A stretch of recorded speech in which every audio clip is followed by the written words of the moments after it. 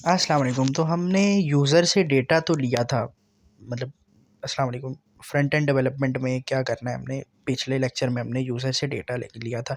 लेकिन अगर मैं यूज़र से पूछूं भाई कि मैनू एक चीज़ दे या दो चीज़ां दे, गलत दिमाग को क्यों लेकर जाते हो भाई? एक या दो चीज़ें, मतलब उसकी कोई ऑप्शन दे दूं उसको कि उसमें से एक सेलेक्ट करे, कोई ऑप्शन दे दूं उसको, दो सेलेक्ट करे उसमें से, तो क्या हो?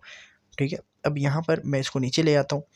ठीक है, अब यहाँ पर मैं यूज़ करता हूँ, फॉर एग्जांपल उससे मैं पूछता हूँ कि सिलेक्ट योर जेंडर। अपना जेंडर को सिलेक्ट करो पुत्र। इनपुट टाइप मैं दे देता हूँ। अभी टाइप मैं नहीं देता, मेल लिखता हूँ यहाँ पर। ठीक है, मेल या दो तीन कर लेते हैं यहाँ पर, मेल फीमेल, और यहाँ पर अदर्स का एक बना लेते हैं कि भाई मेल है, फीमेल है, या अदर है, कोई और है। अच्छा, अब यहाँ पर ये देखो, मेल फीमेल और अदर्स का डब्बा बन गया आ गया। लेकिन मुझे डब्बा चाहिए नहीं ना, मुझे चाहिए एक प्रॉपर एक वे में इसको चाहिए कि मुझे अब ऑप्शंस में से तीन में से एक सेलेक्ट करना है। ठीक है, वो मेल भी लिख सकती है, वो फीमेल भी लिख सकते हैं, वो अदर्स लिख कर भेज दे डब्बे में, क्या पता लगता है। तो इसके लिए हम रेडियो टाइप बनाएंगे, एक रेडियो, यहाँ पर भी रेडियो। ठीक है, और यहाँ पर भी रेडियो रेडियो बनाएंगे। ठीक है,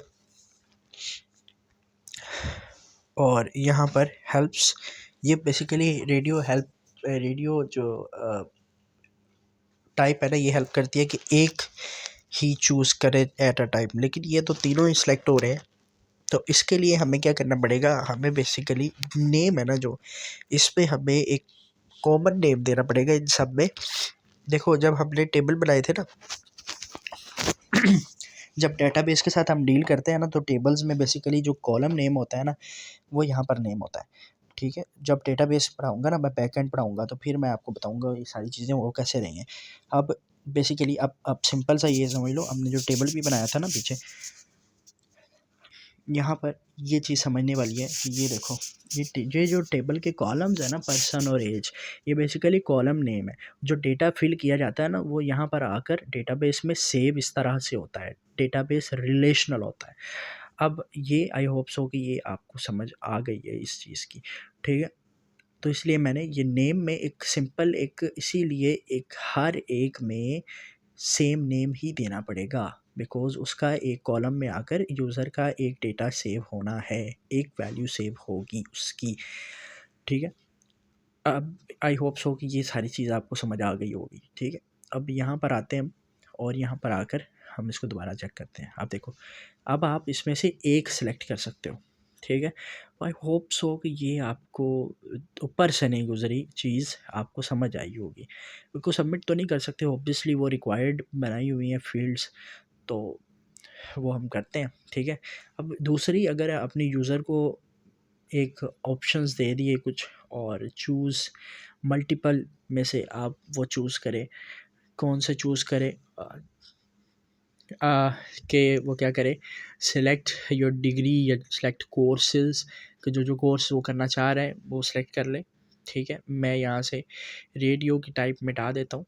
ठीक है, यहाँ पर मैं चेक, और यहाँ पर बेसिकली आएगी फिर चेक बॉक्स, ये अलाउ करता है कि आप ज़्यादा से ज़्यादा कर सकते हैं ऑप्शन सेलेक्ट, आई मीन। और यहाँ पर मैं इसको मिटा देता हूँ, ज़रा इसको अरेंज कर लेते हैं ज़रा।